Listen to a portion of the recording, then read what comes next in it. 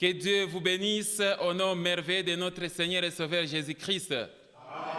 Mes bien-aimés dans le Seigneur, j'ai l'honneur aujourd'hui de partager avec vous un enseignement qui a pour thème des chrétiens dormeurs, sommeil et assoupissement pendant le déroulement du culte à l'église et ailleurs. Des chrétiens dormeurs, sommeil et assoupissement pendant le déroulement du culte à l'église et ailleurs, c'est le thème que nous allons développer avec vous aujourd'hui. Est-ce que j'ai parlé à quelqu'un? Bien-aimés dans le Seigneur, j'ai eu à constater dans plusieurs églises que de nos jours, les fidèles chrétiens s'amènent à l'église juste pour laisser le corps dans l'assemblée et leur cœur, leur âme et leur esprit sont ailleurs. Quelqu'un comprend ça? Amen. Les chrétiens s'amènent seulement avec leur corps physique pour rendre culte à Dieu. Ils laissent leurs pensées ailleurs. Et vous allez tenir le culte du début jusqu'à la fin. Le chrétien n'est pas présent spirituellement ainsi que du cœur. Il est juste présent physiquement, ce qui n'est pas correct. Et quelle est la conséquence? Les chrétiens de nos jours ne comprennent pas l'essence des cultes. Ils ne savent pas quand ils vont à l'église pour aller rendre culte à Dieu, ce quoi rendre culte à Dieu, ils ne savent pas. Quelqu'un comprend ça? Amen. Les chrétiens de nos jours n'ont aucun respect du culte. Ils ne savent pas pourquoi ils vont à l'église et ils sont distraits pendant le déroulement du culte du début jusqu'à la fin. C'est ça la conséquence. Et quand le modérateur demande par exemple à l'assemblée d'applaudir, il y a certains chrétiens qui applaudissent, d'autres n'applaudissent pas. Quand le modérateur demande aux fidèles chrétiens, mettez-vous debout, nous allons louer et adorer Dieu. Les autres restent assis et les autres restent debout et les autres sont en train de parloter, les autres somnolent et ça pose des problèmes. Quelqu'un comprend ça? Amen. Mettez-vous à genoux, nous voulons adorer Dieu. Ils n'obéissent pas. Ils préfèrent être des observateurs dans l'église. Il y a même certains qui boudent et d'autres sont en train de chatter, de causer des futilités. Et conséquence, l'attitude du culte n'existe plus de nos jours dans les églises. Est-ce que j'ai parlé à quelqu'un? Une autre catégorie de chrétiens s'amène à l'église juste pour suivre l'ambiance musicale des orchestres, des canons vocaux ou encore des cantiques seulement. Quand on commence à louer, allez, pasteur, là, vous allez les voir en train de chanter tout ça. Quand il a dansé, c'est fini. Quand on commence à prêcher, il n'est pas concerné par ça. Est-ce que j'ai parlé à quelqu'un? Quand ça arrive le moment de l'enseignement et de la prédication, non.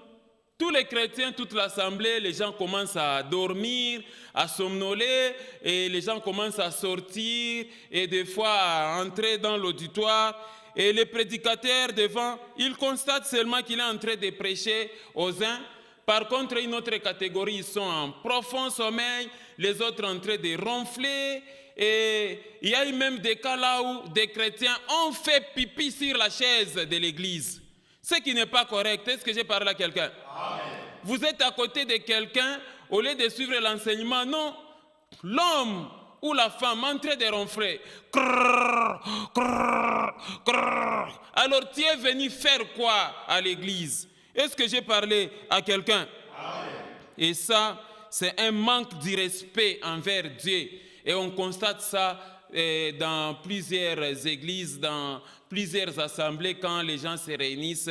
Les chrétiens viennent pour dormir. Ce n'est pas sérieux de votre part. Est-ce que j'ai parlé à quelqu'un? Lisons un peu Proverbes chapitre 6, le verset 4 et Ecclésiaste 4, 17. Vous allez comprendre. Regardez. Ne donne ni sommeil à tes yeux, ni assoupissement à tes paupières. Amen, amen. C'est à toi de ne pas donner du sommeil à tes yeux. Quelqu'un comprend ça? Amen. Donc quand tu t'approches à l'église pour écouter la parole de Dieu ou encore pour rendre culte à Dieu, bien-aimés dans le Seigneur, vous ne devez pas avoir l'attitude du sommeil. Est-ce que j'ai parlé à quelqu'un? Regardez aussi Ecclésiaste chapitre 4, le verset 17. La Bible dit ceci.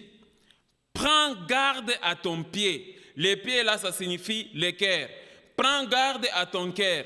Lorsque tu entres dans la maison de Dieu, approche-toi pour écouter, plutôt que pour offrir des sacrifices des insensés, car ils ne savent pas ce qu'ils font.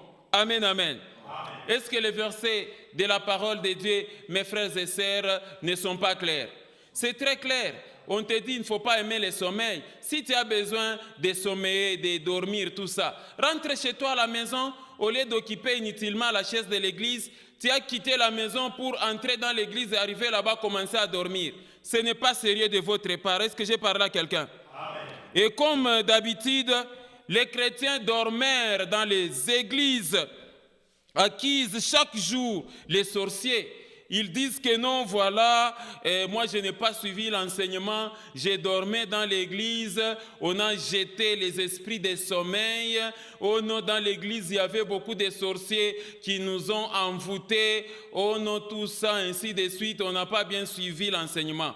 C'est ça la maladie des églises de réveil et des églises pentecôtistes. Vous prenez toujours vos fautes à vous, vous les rejetez toujours sur les sorciers. Vous voyez les sorciers dans tous les domaines de votre vie. Est-ce que c'est correct ça? Là, c'est votre faute à vous. Ce n'est pas la faute des sorciers. Est-ce que j'ai parlé à quelqu'un? C'est comme ça, mes bien-aimés, chers pasteurs, évangélistes, docteurs, apôtres des églises de réveil, des églises pentecôtistes et ministères de combat. Vous devez aussi insister sur la responsabilité du chrétien lui-même. Les chrétiens aujourd'hui commencent à oublier leurs propres péchés.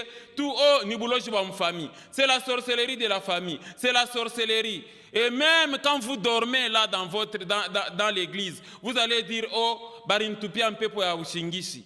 Mensonge. Qui a jeté l'esprit de sommeil chez vous? Comment expliquer que ton voisin est en train d'écouter, mais toi tu dors? Est-ce que j'ai parlé à quelqu'un? C'est faux et archi faux.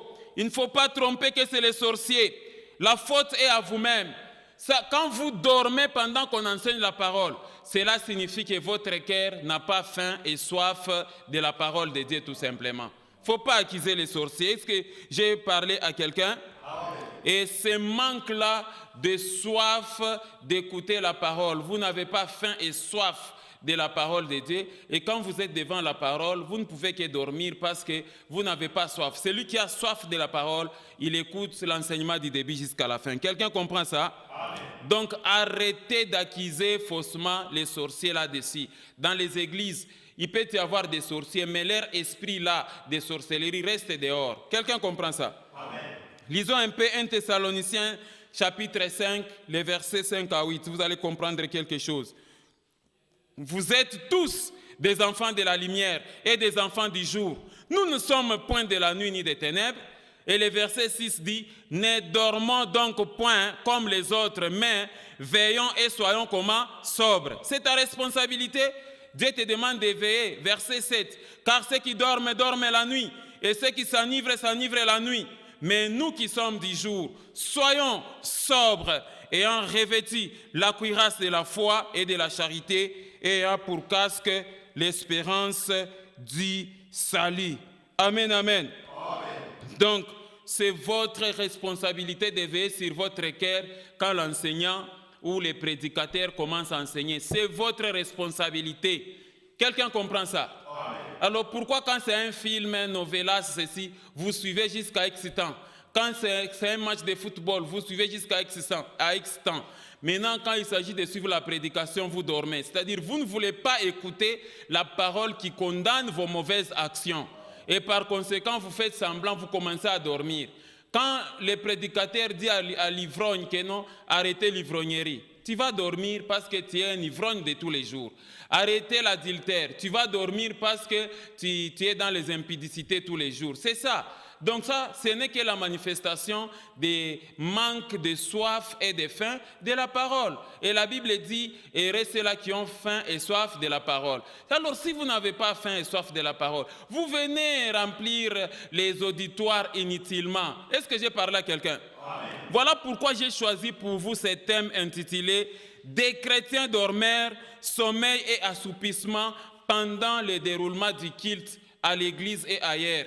L'objectif de cet enseignement, c'est pour éveiller votre conscience afin que vous arrêtez, chaque fois quand vous êtes devant Dieu, arrêtez de dormir. Chaque fois quand vous êtes dans un culte, arrêtez d'être lourd. C'est votre responsabilité. Est-ce que j'ai parlé à quelqu'un? Pour sa bonne compréhension, notre enseignement est subdivisé en 3 parties essentielles. Amen, amen. Et dans la première partie, nous allons voir les concepts sommeil, dormir et assoupissement. Deuxième partie, on va voir quelques cas illustratifs des dormeurs, du sommeil et assoupissement dans la Bible. Et dans la troisième partie, nous allons voir une brève énumération des conséquences liées au sommeil et assoupissement pendant le déroulement du culte, pendant les moments de prière et même pendant les moments de lecture des Saintes Écritures, ou encore dans la vie, le sommeil, c'est quelque chose qu'il faut réglementer. Est-ce que j'ai parlé à quelqu'un? Amen, amen. Amen. Vous devez comprendre ces choses. Bon, chers serviteurs de Dieu, on a affaire à des chrétiens. Quand ils ouvrent seulement la Bible pour lire, ils commencent à dormir et il va accuser les sorciers.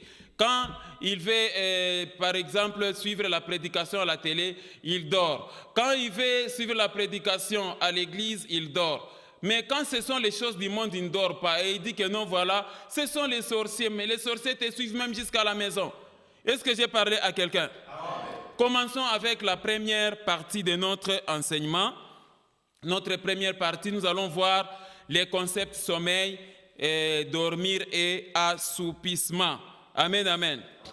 Alors, dans nos enseignements, nous intégrons souvent les définitions des concepts pour vous permettre de bien comprendre l'enseignement, parce que une des clés d'interprétation de la parole de Dieu, c'est que les mots qui sont dans la parole de Dieu doivent être interprétés et doivent être compris selon leur usage biblique. Voilà pourquoi on essaie un peu de vous expliquer ces choses. Amen. Amen. Commençons avec le premier concept, c'est le concept sommeil. Le concept sommeil. Amen, amen.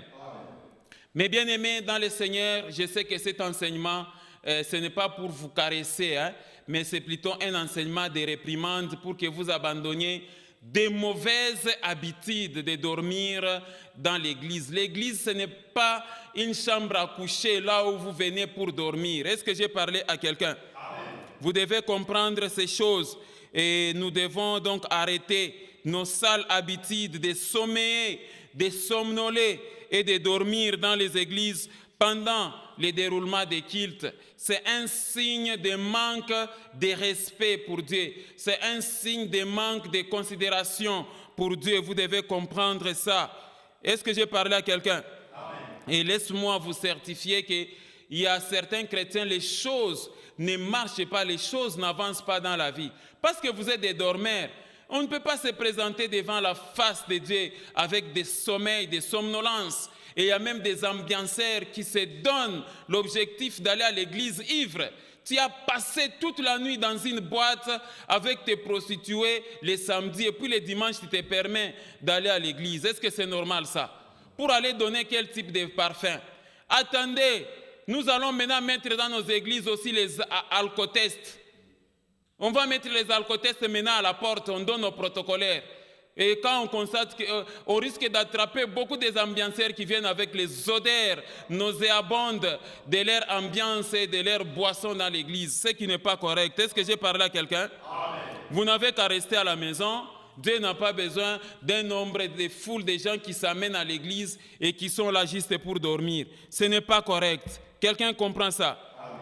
Vous devez comprendre ces choses. Il ne faudrait pas qu'en lieu et place d'adorer l'Éternel, notre Dieu, ou encore de lui rendre culte, de suivre la parole, vous plongez dans le sommeil. Alors, c'est quoi le sommeil, mes frères et sœurs? Il faut que vous puissiez comprendre le sommeil. C'est quoi? Le concept sommeil vient du grec upnos et du latin somniculus, diminutif de somnus, qui signifie état de repos caractérisé par une perte de conscience temporaire et nécessaire au rétablissement physique et mental. Sommeil, ça signifie état d'inactivité provisoire ou temporaire, ou encore d'activité ralentie de vos sens et de vos facultés. Sommeil signifie état physiologique périodique de l'organisme, notamment le système nerveux, pendant lequel la vigilance est suspendue et la réactivité aux stimulations amoindrie. Sommeil signifie repos périodique des sens et de la vie consciente correspondant à un besoin de l'organisme. Sommeil signifie besoin intense de dormir ou encore désir profond de dormir. Amen, amen. Amen. Voilà la signification du sommeil. Alors, quand vous venez là, vous dormez, c'est que vous êtes inactif. Vous êtes dans un état d'inconscience à l'église de Dieu. Ce n'est pas correct. Il y a beaucoup d'absence. Hein? L'auditoire est plein, 500 personnes, 1000 personnes, 2000 personnes. Mais quand l'ange qui pointe la présence des chrétiens dans l'église vous montrez les registres, il y a beaucoup des absents. Est-ce que j'ai parlé à quelqu'un?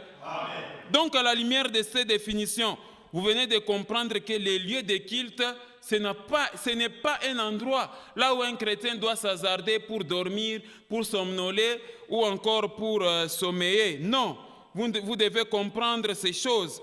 Est-ce que quelqu'un comprend ça? Amen. Quand les serviteurs prêchent la parole de Dieu, c'est Dieu qui parle en lui. Alors imaginez-vous, Dieu est en train de parler, mais vous dormez.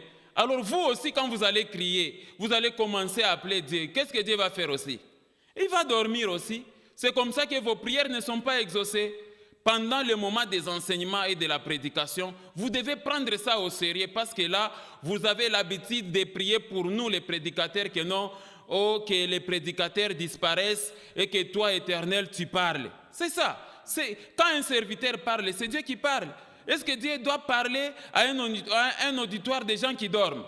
Dormez quand on est en train de prêcher.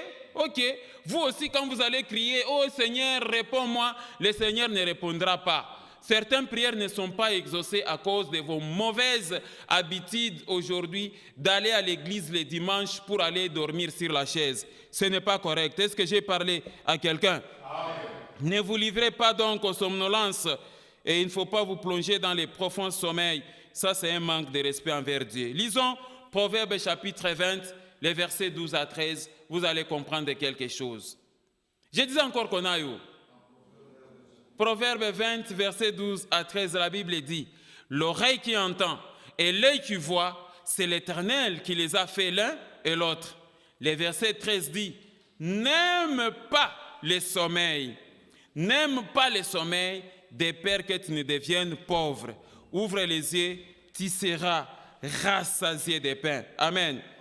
Donc, si vous dormez dans l'église, cela signifie que votre cœur n'a pas faim et soif de la parole de Dieu. Il ne faut pas encore, je l'insiste, il ne faut pas accuser les sorciers. Sois vigilant toi-même. Est-ce que j'ai parlé à quelqu'un? Des chrétiens, des fois, nous suivent que non. Papa, quand tu prêchais là, non, j'ai dormi, peut-être j'étais à côté d'un sorcier. Non, il ne faut pas mentir comme ça. Amen, amen. Tu n'as pas seulement faim et soif de quoi? De la parole.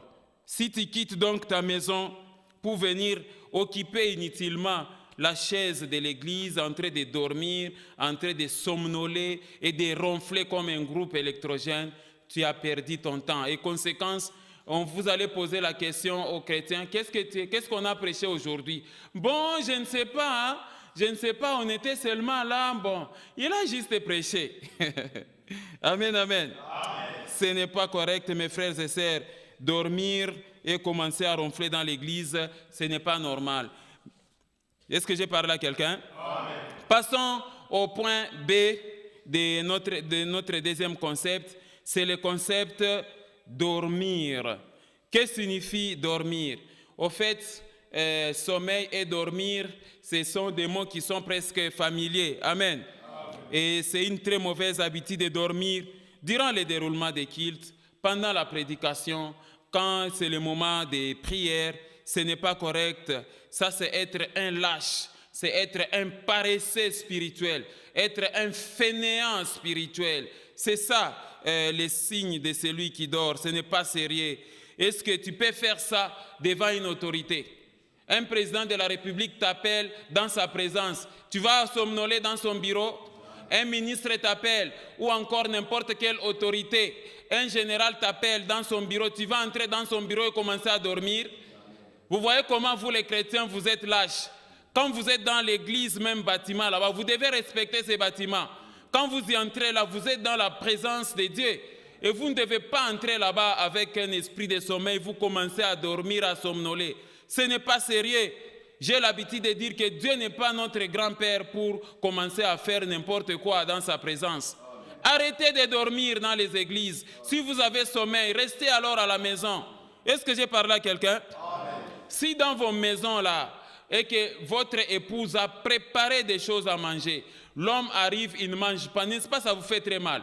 Ça nous fait mal aussi, nous les serviteurs de Dieu, parce que pour arriver à faire un enseignement, ça nous coûte des fois des nuits blanches. Tu es en train de voir comment je vais transmettre la parole de Dieu à un auditoire et vous arrivez là, vous commencez à dormir. J'ai préparé mon enseignement, c'est le pain de vie pour que toi tu manges. Et quand tu arrives dans l'église, tu commences à dormir. Vous pensez que ça fait du bien même aux serviteurs de Dieu? Non. Amen. Amen. Alors, que signifie le concept dormir? Le concept dormir vient du mot grec kateudo, qui signifie être dans un état de sommeil, reposer, être mort, être plongé dans le sommeil, être immobile, ne manifester aucune activité, être distrait, être ailleurs, rêver ou rester à ne rien faire. Ça signifie rester improductif, ne pas être utilisé ou être oublié, exister à l'état latent, ne pas se manifester. Demeurer inactif au lieu de travailler, rester caché, ça signifie aussi céder à la paresse et au péché, être indifférent à son salut. Amen, amen. Amen. Voilà donc la signification du sommeil. Donc, au plan comportemental, le sommeil se caractérise par une faible activité motrice, par une moindre réactivité aux stimuli externes. Donc, c'est vrai, notre vie est rythmée par un cycle de sommeil, mais il y a un temps pour tout. Amen. Quand vous quittez la maison, vous êtes lavé, tout ça, vous êtes préparé, allons à la maison de l'Éternel. Ce n'est pas pour aller dormir sur la chaise. Est-ce que j'ai parlé à quelqu'un? Voilà pourquoi, mes frères et sœurs, ici, suivez-moi très bien. Voilà pourquoi moi, je jette les fleurs à l'Église catholique. En tout cas, chers évêques de l'Église catholique, chers prêtres et maîtresses, chers messieurs l'abbé, félicitations parce que vous avez gardé les chaises en bois dans toutes les églises. Aujourd'hui, avec les églises de réveil, vous entrez dans une église, il y a des chaises confortables.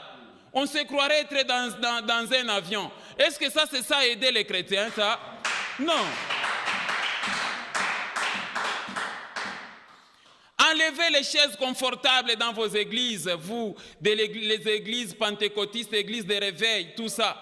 Des chaises, on dirait quelqu'un est dans un avion, mais il va dormir. Est-ce que j'ai parlé à quelqu'un? Il y a des fois les pentecôtistes qui critiquent l'église catholique, et non, voilà, et ils sont toujours dans les chaises en bois. Oui, ça doit rester comme ça. Est-ce que j'ai parlé à quelqu'un? Et j'ai toujours dit que, en tout cas, ceux-là qui avaient conçu la messe de l'église catholique, ils avaient très bien raisonné. Des fois, on se tient debout, on s'assoit, on se met à genoux, on fait ceci, tout ça, ainsi de suite. Le sommeil n'est pas au rendez-vous. Mais quand vous disponibilisez dans vos auditoires des chaises trop confortables, quand les chrétiens ils s'assoient là et il ne sait même pas voir les prédicateurs, il va dormir. Est-ce que j'ai parlé à quelqu'un? Coup de chapeau à l'église catholique. Est-ce que j'ai parlé à quelqu'un? Voilà donc, mes bien-aimés, lisons un peu Proverbes chapitre 6, versets 9 à 11. Paresseux, Jusqu'à quand seras-tu couché? Quand te lèveras-tu de ton sommeil? Un peu de sommeil, un peu d'assoupissement, un peu croiser les mains pour dormir. Et la pauvreté te surprendra comme un rôdeur et la disette comme un homme en armes. Amen. Amen. Oui, laisse-moi vous expliquer que dormir, c'est expérimenter la mort. Amen, amen. Amen. Quand quelqu'un dort, c'est comme s'il expérimente la mort. Voilà pourquoi, mes frères et sœurs, vous devez comprendre le principe qu'il y a un temps pour tout. Pendant le moment de culte, ce n'est pas le moment de sommeiller, de somnoler, de dormir. Est-ce que j'ai parlé à quelqu'un? Lisons aussi Éphésiens chapitre 5, versets 13 à 14. Vous allez comprendre quelque chose. La Bible dit ceci. Mais tout ce qui est condamné est manifesté par la lumière, car tout ce qui est manifesté est lumière. 14. C'est pour cela qu'il est dit, réveille-toi, toi qui dors, relève-toi d'entre les morts, et Christ t'éclairera. Amen, amen. C'est ça. Donc, frères et sœurs, ne dormez pas quand vous allez au culte. Arrêtez le sommeil. Concentrez-vous sur tout ce qui se passe dans les cultes. Et l'habitude donc de suivre les cultes du début jusqu'à la fin. Amen, amen. Et encore pour la ponctualité. La ponctualité. Et là, coup de chapeau encore à l'Église catholique. Amen, amen. Et aux fidèles de l'Église catholique. J'ai été invité un jour dans une église pour aller prêcher. Et là, bon, il n'y avait personne dans l'auditoire jusqu'à 10h30. Et le pasteur qui dit, tu vois comment les fidèles chrétiens de l'Église catholique sont plus disciplinés en matière de ponctualité par rapport aux chrétiens de l'Église pentecôtiste, des protestants, tout ça, Église de réveil. Et ils sont là quand les cultes commencent, Amen. Amen. Dans les églises pentecôtistes, on a même des pasteurs qui attendent les fidèles. Non, non, l'église n'est pas encore remplie, pasteur, restez encore au bureau. Est-ce que c'est correct ça? Est-ce que vous voyez ce comportement chez M. l'abbé? Jamais. Quand M. l'abbé a dit que les cultes commencent à 8h juste, c'est à 8h juste que ça commence. Et quand ça va s'arrêter à 10h juste, c'est à 10h juste ça s'arrête. Il termine les cultes, il rentre. Il n'est pas question de commencer à se confiner. Oh, je vais voir le pasteur. C'est ça dans les églises des réveils pentecôtistes. Je voulais voir le pasteur. En tout cas, bon, nous qui avons grandi à l'église catholique, on n'a jamais vu ça. Après les cultes, je voulais voir M. l'abbé, je voulais voir l'évêque, je voulais voir les prêtres. Non, pourquoi aller se confiner après les cultes, encore commencer à déranger l'homme de Dieu? Quand le culte est terminé, rentrez chez vous. Tout ce que vous avez eu comme conseil, mais n'est-ce pas, il vous a prêché. Est-ce que j'ai parlé à quelqu'un? Amen. Et j'aime aussi encore une autre discipline. Quand c'est le moment de l'homélie, c'est M. l'abbé qui prêche, c'est l'évêque qui prêche, c'est le prêtre qui est en train de prêcher maintenant. Les portes sont fermées. Qui que tu sois, tu n'entres pas. Ce n'est pas comme dans les églises pentecôtistes, c'est de l'indiscipline. Est-ce que j'ai parlé à quelqu'un? C'est de l'indiscipline totale. Référez-vous à l'église catholique pour arranger aussi vos programmes. Est-ce que j'ai parlé à quelqu'un? Passons au troisième concept. Le troisième concept, c'est le concept assoupissement. Amen, amen. Nous devons vaincre donc, mes frères et sœurs, de lourdeur de la chair face aux choses de Dieu et surtout, nous devons avoir l'acuité pendant le déroulement du culte. Activez votre zèle pour Dieu. Est-ce que quelqu'un a compris ça? Alors, qu'est-ce qu'on entend par le mot assoupissement? Assoupissement, le concept assoupissement, il est aussi voisin du sommeil. Le concept assoupissement vient du mot grec katanoxis, qui signifie fait assoupir. Avoir perdu, d'avoir le fait d'assoupir, le fait d'avoir perdu son acuité, sa volonté en parlant d'un sentiment ou d'une sensation. Le fait de perdre son dynamisme, état proche du sommeil, des fois signe de maladie et fonctionnement imparfait ou de suspension des relations ou de la digestion. État de ce qui est affaibli, moins vif, diminué, étouffé, inactif, sans énergie. État de celui qui est endormi au point de vue moral et intellectuel. Insensibilité de l'âme et de l'esprit au point de ne pas être affecté du tout par l'offre qui lui est faite d'Israël à travers les Messies. Amen, amen. Voilà donc ce qu'on entend par assoupissement. Priez, mes frères et sœurs, et on peut lire l'assoupissement dans les livres de Proverbes chapitre 24, versets 32-34. La Bible dit ceci: j'ai regardé attentivement et j'ai tiré instruction de ce que j'ai vu. Un peu de sommeil, un peu d'assoupissement, un peu croiser les mains pour dormir, et la pauvreté te surprendra comme un rôdeur et la disette comme un homme en armes. Amen, amen. Il ne faut pas dormir, il ne faut pas être dans les assoupissements quand vous êtes dans l'église. Est-ce que j'ai parlé à quelqu'un? Alors, qu'est-ce que signifie assoupir d'une manière générale? Assoupir aussi vient du mot grec noustazo, qui signifie incliner la tête par le sommeil, s'endormir, être vaincu ou saisi par le sommeil, tomber de sommeil, être négligent ou encore être insouciant. Amen. Donc, si vous voyez des chrétiens dormir dans les églises, ce sont des inconscients. Amen, amen. Parce que la parole de Dieu qu'on vous donne, c'est pour augmenter votre niveau de foi. La Bible dit que la foi vient de ce qu'on entend, et ce qu'on entend vient de la parole de Dieu. Mais quand quelqu'un dans l'auditoire, il dort, dans l'assemblée, dans l'église, il dort pendant qu'on prêche, c'est-à-dire il empêche à la parole de Dieu de pénétrer son cœur, cette parole qui peut donner sa foi. Est-ce que j'ai parlé à quelqu'un? Et Jésus te dit que si tu as la foi comme un petit grain de sénévé, tout ce que tu vas demander au Père, ça te sera accordé. Donc le diable vous empêche d'avoir la foi. Et vous avez bouché vos oreilles à écouter la parole. La Bible dit que mon peuple périt parce qu'il lui manque quoi? La connaissance. Maintenant, quand tu vas à l'église, là on enseigne la parole, mais toi tu dors. Est-ce que tu auras la connaissance de la parole? Et si tu rejettes la connaissance, Dieu dit, je rejetterai aussi ta postérité, je rejetterai aussi tes enfants. Voilà donc dans cette bouillabaisse, là où se trouvent les chrétiens, et ils sont dans les blocages, la délivrance ne se manifeste pas. Non, non. Ils sont là en train d'accuser des sorciers et recevoir des prophéties. Non, dada, il est mambo, il est nibouloji wa ma famille. Mais est-ce que toi, la dada, là, tu écoutes la parole quand on t'enseigne? Est-ce que tu as déjà arrêté la vie des péchés avant de pointer du doigt les sorciers? Amen. Il ne faut pas seulement, vous, les faux prophètes, vous innocentez les chrétiens. Il est dans les problèmes. Non, non, c'est la sorcellerie de la famille. Oh non, non, c'est la sorcellerie. Mais dans l'entretemps, est-ce que la dada là a déjà abandonné la vie des péchés? Passons à notre deuxième partie de l'enseignement. Amen, amen. Quelques cas illustratifs des dormeurs du sommeil et assoupissement dans la Bible, dans la parole de Dieu. Amen, amen.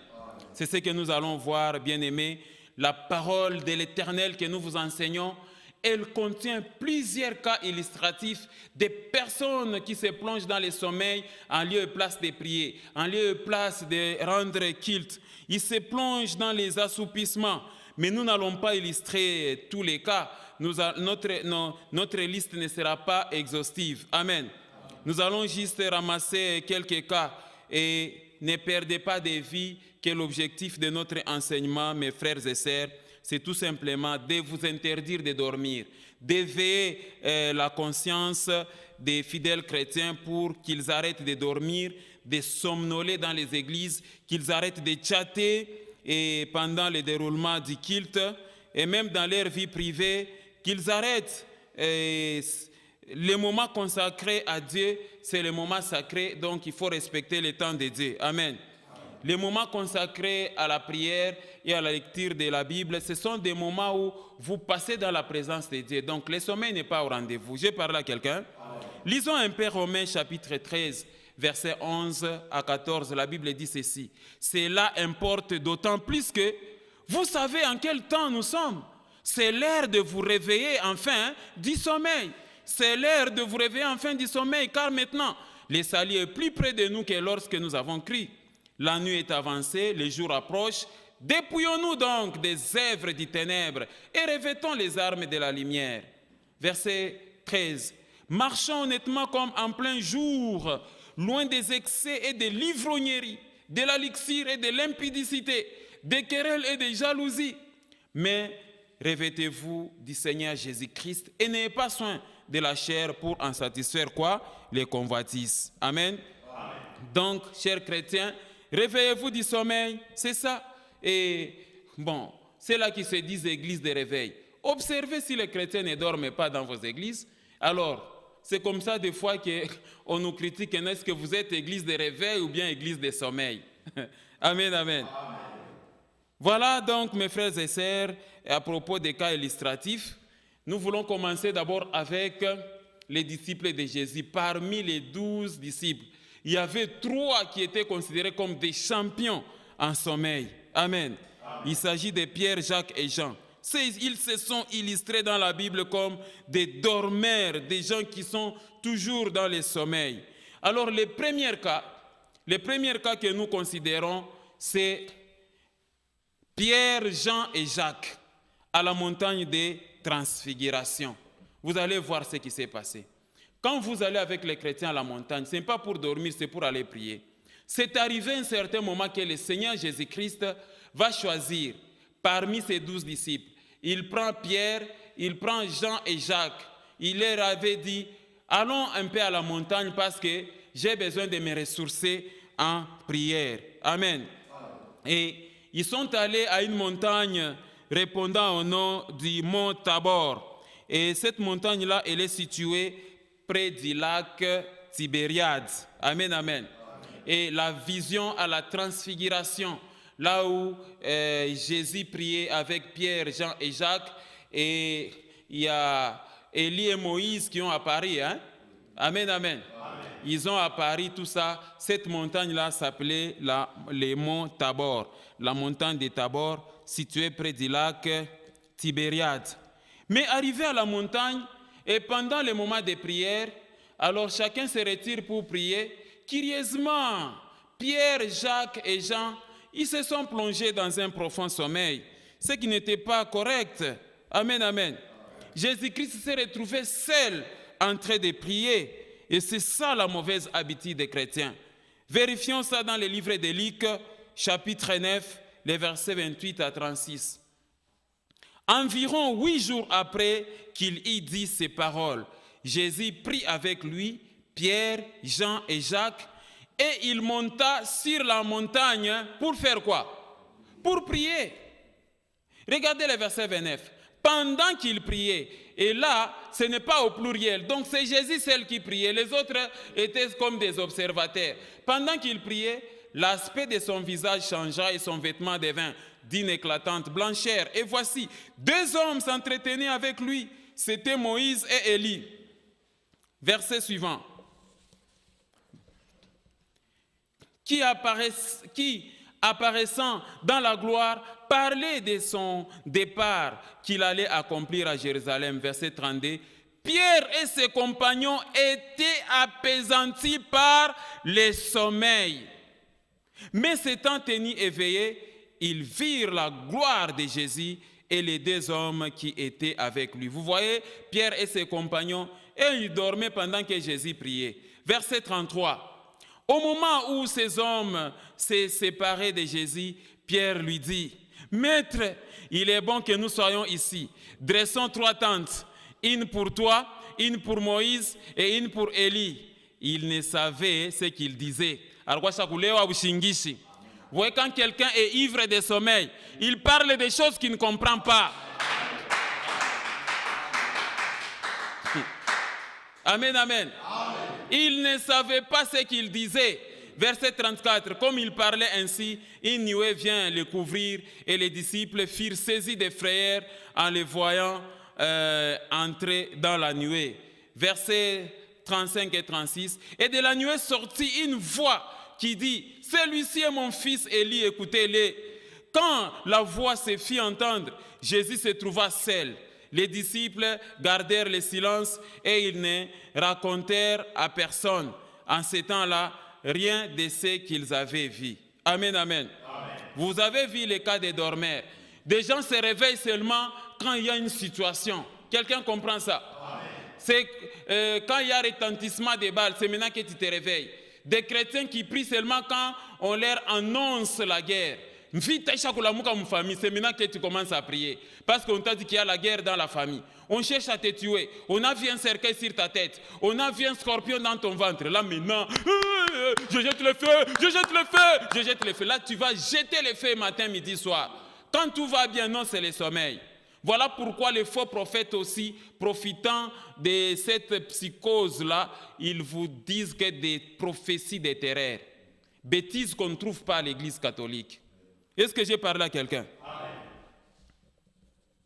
Arrangez votre façon de conduire les enfants de Dieu. C'est la peur, c'est rien. Donc vous ne pouvez pas prier. Oh non, quand on priait, on a vu un serpent sur ton lit. Quand on priait là, on t'a déposé dans une morgue. Vous faites la peur aux chrétiens, mes frères et sœurs. Amen. Là, ce n'était qu'une parenthèse, mais vous avez vu les premiers cas. Deuxième cas illustratif des dormeurs du sommeil et assoupissement. Encore Pierre, Jean et Jacques et les autres disciples de Jésus-Christ dans le jardin de Gethsemane. Laisse-moi profiter ici l'occasion de vous donner la signification de Gethsemane. Gethsemane signifie pressoir à huile ou encore pressoir à olive. C'est le nom d'un lieu au pied du mont des Oliviers, au-delà du torrent. Amen, amen. Et les images de Gethsemane, je viendrai avec ça prochainement, vous allez voir. Amen, amen. Alors ce qu'il faut comprendre ici, c'est que avant son arrestation par la cohorte des militaires armés ainsi que de la population armée, Jésus-Christ se retrouvait effectivement dans les jardins de Gethsemane avec ses disciples parce qu'il avait l'habitude d'y aller là-bas pour prier avec ses disciples. Et c'est comme ça qu'il avait pris les 11 disciples. Ils étaient déjà au nombre de 11 parce que Judas, le traître, s'était déjà retiré. Judas était allé déjà dans les camps des ennemis et il avait déjà empoché son argent. Et Judas savait parce qu'il venait de faire la Sainte Seine. Et puis il leur avait demandé qu'on aille dans les jardins de Gethsemane. Et Judas lui s'est éclipsé pour aller lui signaler que non, si vous voulez arrêter Jésus, vous allez le trouver dans les jardins de Gethsemane. Les traîtres Judas, on y reviendra avec cet enseignement. Alors Jésus se retira avec Pierre et Jean dans les jardins de Gethsemane pour prier. Malheureusement, il s'est retrouvé en train de prier seul. Les autres disciples dormaient, surtout Pierre, Jean et Jacques. Des dormeurs. Et on peut donc conclure que Pierre, Jean et Jacques, c'était des faibles en prière. C'était des véritables dormeurs. C'est comme ça que même Jésus lui dit, Simon Pierre, l'adversaire cherche à te cribler comme du froment. J'ai prié Dieu, mais quand tu seras grand, tu affermiras aussi les frères. Simon Pierre, c'était des gens qui ne priaient pas. Ils ont commencé à prier seulement après. Amen, amen. Lisons Matthieu chapitre 26, 36 à 46. Regardez, là-dessus Jésus alla avec eux dans un lieu appelé Gethsemane. Et il dit aux disciples, asseyez-vous ici pendant que je m'éloignerai pour prier. Là, c'était tout seul. Mais quand il s'éloignait pour prier, la Bible dit au verset 37, il prit avec lui Pierre et les deux fils de Zébédée. Les deux fils de Zébédée, c'était Jean et Jacques. Et il commença à éprouver de la tristesse et des angoisses. Le verset suivant. Il leur dit, alors mon âme est triste jusqu'à la mort. Restez ici et veillez avec moi. Puis ayant fait quelques pas en avant, il se jeta sur la face et pria ainsi.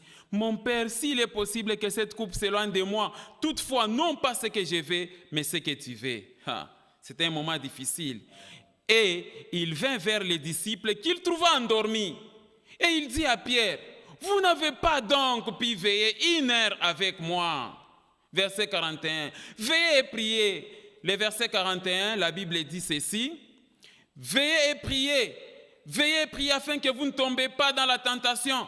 L'esprit est bien disposé, mais la chair, elle est comment? Faible. Regardez le verset 41, 42 plutôt. Il s'éloigna une seconde fois et pria ainsi, mon Père, s'il n'est pas possible que cette coupe s'éloigne sans que je la boive, que ta volonté soit faite. Verset 43, il revint et les trouva encore comment? Endormis, car leurs yeux étaient apaisantis. Il les quitta et s'éloigna. Il pria pour la 3e fois, répétant les mêmes parole. Vous voyez, des sommeils. Il n'y a rien de nouveau sous le soleil. Verset suivant. Puis, il alla vers les disciples et leur dit, vous dormez maintenant et vous vous reposez. Voici l'heure est proche et le Fils de l'homme est livré aux mains des pécheurs. Levez-vous, allons, voici celui qui me livre s'approche. Ah, il est sabouchengishe munakachika sasa. Amen, amen. Là, le sommeil est maintenant parti. Ce n'est pas correct. Et comme je vous disais, les deux fils de Zébédée, c'était Jacques et qui? Et Jean. On peut voir ça en Marc chapitre 10, versets 35 à 36. Les fils de Zébédée, Jacques et Jean, s'approchèrent de Jésus et lui dirent, Maître, nous voudrons que tu fasses pour nous ce que nous te demanderons. Il leur dit, que voulez-vous que je fasse pour vous? Ces deux disciples ici étaient terribles. Hein? Amen, amen. Ils demandaient qu'au royaume des cieux, que l'un soit à gauche, l'autre à droite. Même leur maman est allée encore demander. Pendant les moments difficiles comme ça, vous voulez seulement être à gauche ou bien à droite de Jésus. Mais quand Jésus vous invite pour prier avec lui pendant les moments difficiles, vous dormez. Est-ce que c'est correct? Les gens là qui n'aiment pas prier, mais qui veulent la bénédiction de l'Éternel, est-ce que c'est correct ça? Vous ne voulez pas marcher dans la sanctification, mais vous voulez les bénédictions de Dieu. Est-ce que j'ai parlé à quelqu'un? Troisième cas illustratif des dormeurs. Troisième cas illustratif des dormeurs du sommeil assoupissement, c'est le jeune homme répondant au nom d'Étychus. Alors vous qui aimez bien donner les prénoms aux enfants, le prénom Étychus signifie heureux ou encore fortuné, celui qui a beaucoup d'argent, un homme riche. Voilà ce que ça signifie, les prénoms Étychus. Quand tu donnes un prénom à ton fils, Étychus, bonjour, Étychus, ça va? Donc quand il s'appelle Étychus, ça signifie un homme heureux, un homme fortuné, un homme qui a beaucoup de moyens, un homme qui réussit dans ce qu'il fait. Amen. Alors qu'est-ce qui est arrivé avec ce jeune homme Étychus? L'apôtre Paul enseignait la parole de Dieu et c'était dans une ville qu'on appelait Troas. Et c'était un samedi. Alors Paul qui devait prendre sa route le dimanche matin, il n'a pas compté ses heures. Il était tellement galvanisé par la soif de prêcher la parole de Dieu, par le désir intense de transmettre la parole de vie. Il a prolongé son enseignement jusqu'à minuit. Et Étychus, c'était un jeune garçon qui était aussi dans la chambre haute au 3e niveau et il était assis à côté de la fenêtre. Alors tellement que Paul prêchait, Étychus commençait à avoir sommeil et il faisait semblant donc d'écouter la parole. C'était dans la chambre haute au 3e étage. Accablé par un profond sommeil, il tomba du 3e étage jusque là en bas. Et quand Paul est descendu avec les autres, on a trouvé les petits qui étaient complètement morts. Et complètement, le cerveau était complètement cassé. Quelqu'un comprend ça? Amen. Et tout le monde avait tremblé, les petits étaient morts. Et l'apôtre Paul l'a touché, il a dit son âme est là. L'apôtre Paul a prié le Seigneur et le garçon a été ressuscité. Mais pour être un serviteur qui ressuscite les morts, il faut que tu aimes Mboka wa Mungu. Amen. Pas être un serviteur aventurier. Quelqu'un comprend ça? C'est comme ça que j'exhorte. Il y a des fois des serviteurs qui vont aller dire non, moi je vais ressusciter. Attention, est-ce que tu marches dans la sanctification pour arriver à ce niveau-là? Ressusciter les morts, ce n'est pas un jeu. Amen. Il faut que nous puissions arriver au point de marcher dans la sanctification. Lisons Actes chapitre 20, les versets 7 à 12, là où il y a l'histoire. Les premiers jours de la semaine, nous étions réunis pour rompre les pains. Paul, qui devait partir le lendemain, s'entretenait avec les disciples. Et il prolongea son discours jusqu'à quand? Jusqu'à minuit. Jusqu'à quand, mes frères? Jusqu'à minuit. J'espère que vous ne dormez pas, mes bien-aimés. Amen, amen. Alors, il prolongea son discours jusqu'à minuit. Il y avait beaucoup de lampes dans la chambre haute où nous nous étions assemblés. Verset suivant. Or, un jeune homme nommé Étychus, qui était assis sur la fenêtre, s'endormit profondément pendant le long discours de Paul. Entraîné par le sommeil, il tomba du 3e étage en bas et il fit relever mort. les versets 10.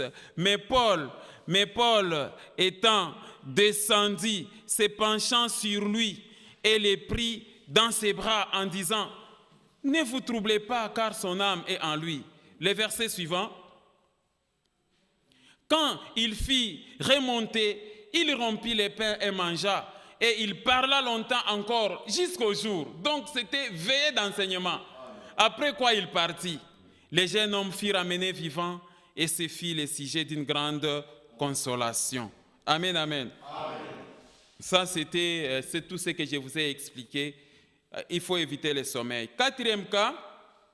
Le quatrième cas de sommeil, c'est le cas de Jonas.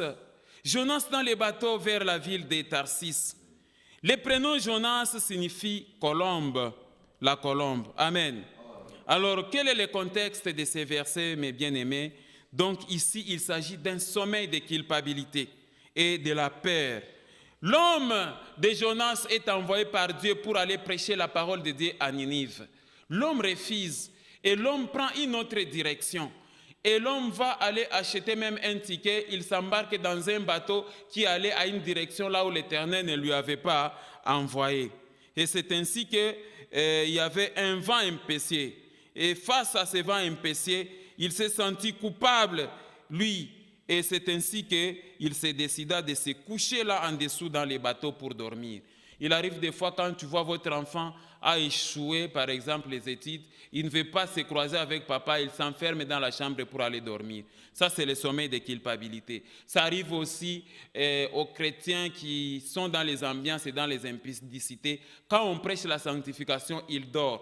Ça, c'est le sommeil pour empêcher d'écouter la parole qui condamne tes mauvaises habitudes. C'est ça. Il arrive des fois quand on commence à prêcher à la télé comme ça, il va enseigner la sanctification. Enlevez ça, mettez une autre chaîne. Ça, ou encore, quelqu'un commence à dormir pour refuser d'écouter la parole qui les dérive, qui peut les délivrer. Amen. Amen. Lisons Jonas chapitre 1, versets 1 à 7.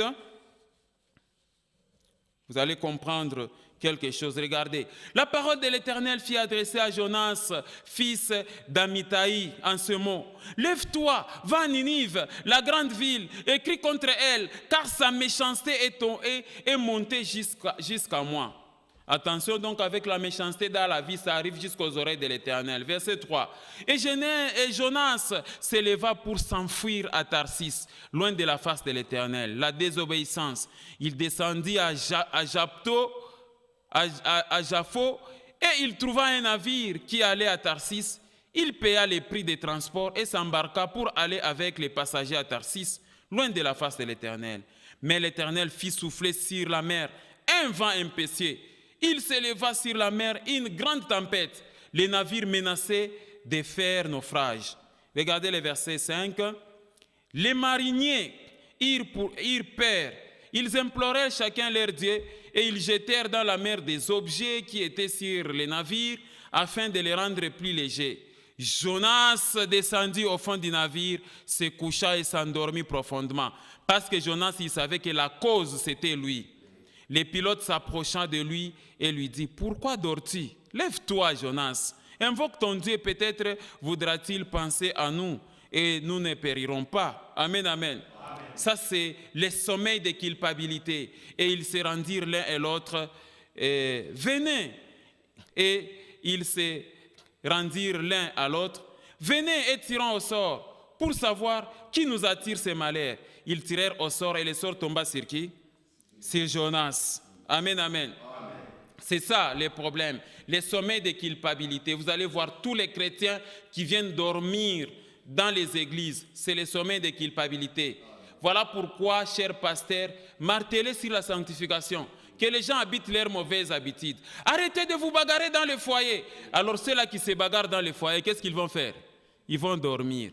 Arrêtez l'ivrognerie dans votre vie. Quand il entend seulement comme ça, c'est là qui les ivrognes dans l'église, qu'est-ce qu'ils vont faire? Ils vont dormir pour ne pas écouter ça. Amen. Amen. C'est comme ça. Cinquième cas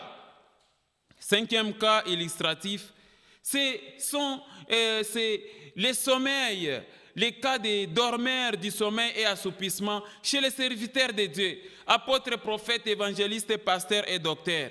Amen, amen.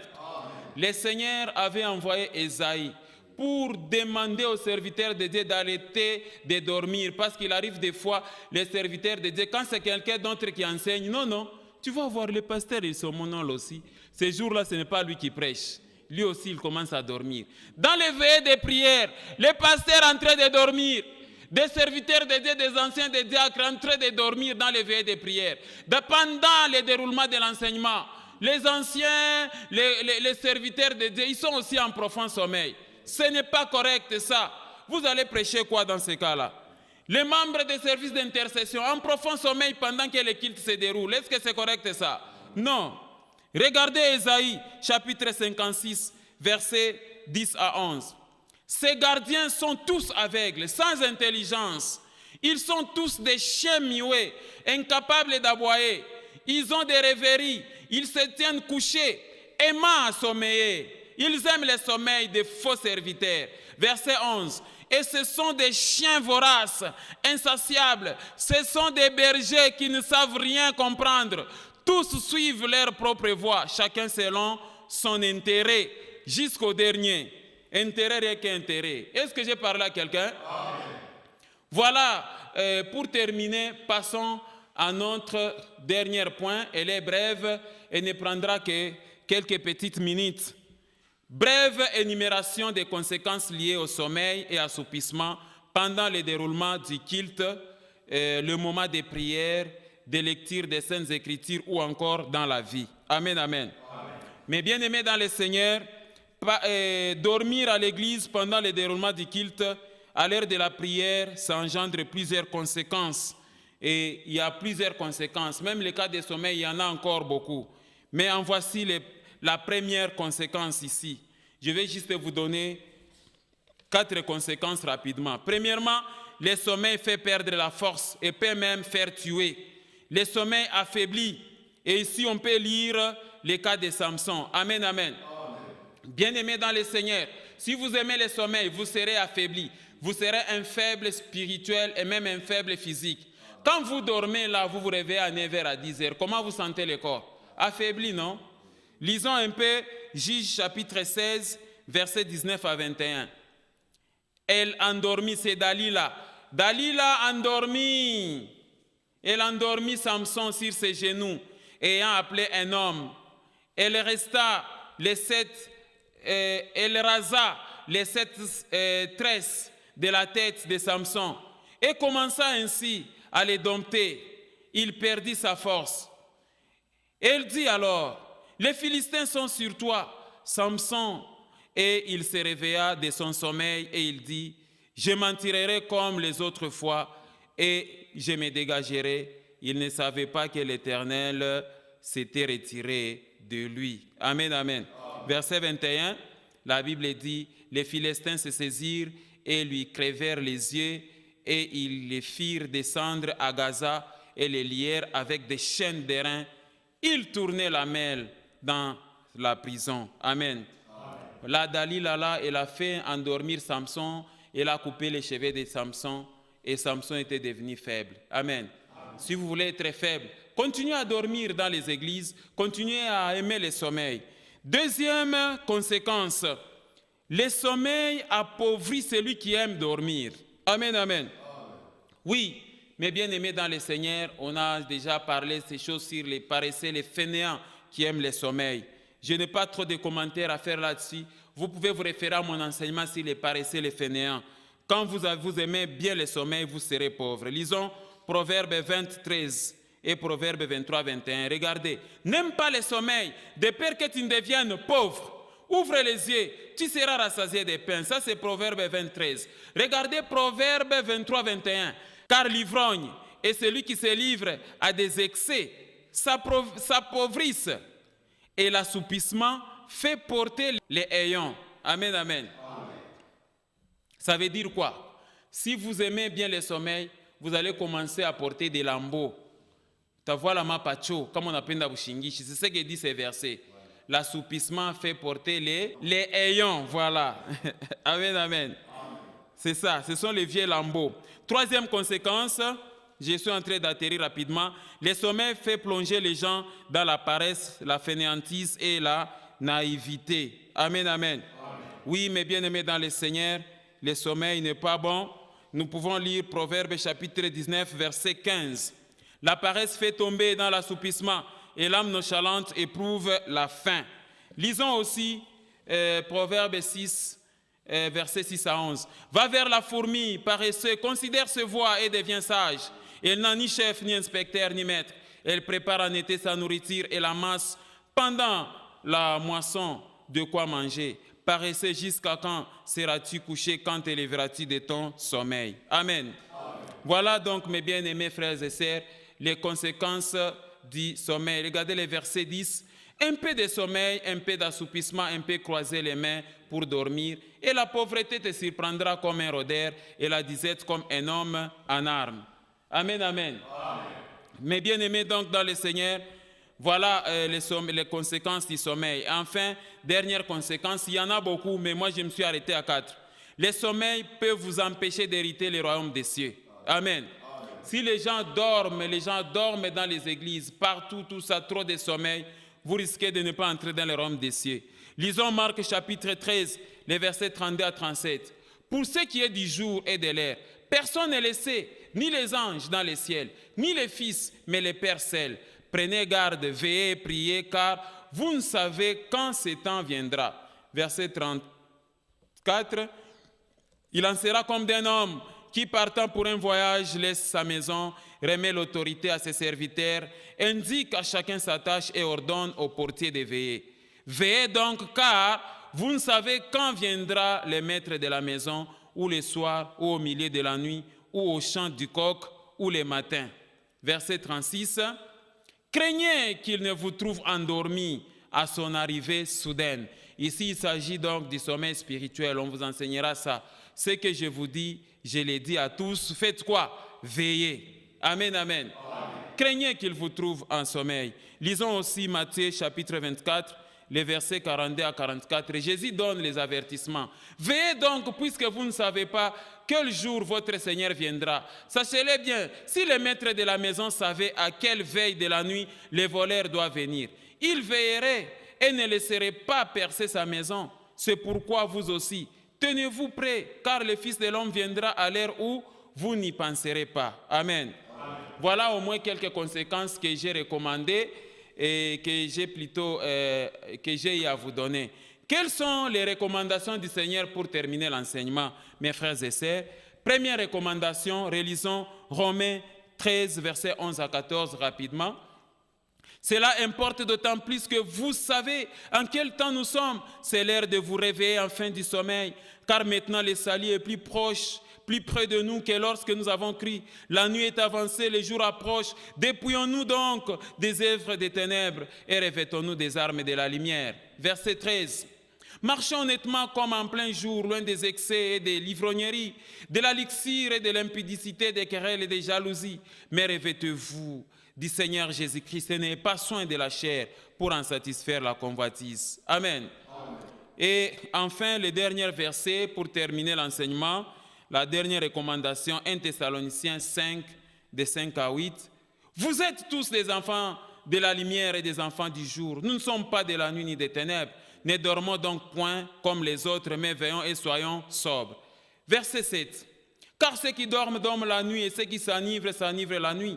Mais nous qui sommes du jour, soyons sobres, ayant revêtu la cuirasse de la foi et de la charité, ayant pour casque l'espérance du salut. Amen. Amen. Voilà donc, mes frères et sœurs, ce que j'avais à vous donner aujourd'hui comme un enseignement des chrétiens dormeurs, sommeil et assoupissement pendant le déroulement des cultes à l'église et ailleurs. C'est pour éveiller votre conscience. Arrêtez de dormir dans les églises, arrêtez de dormir pendant la lecture de la parole, arrêtez de dormir pendant le moment de prière. Est-ce que j'ai parlé à quelqu'un? Que Dieu vous bénisse au nom de Jésus. La réprimande a été forte, mais c'est pour te corriger. C'est comme un médecin qui t'a soigné aujourd'hui. Gloire à l'Éternel, crois au Seigneur Jésus, tu seras sauvé. Que Dieu vous bénisse.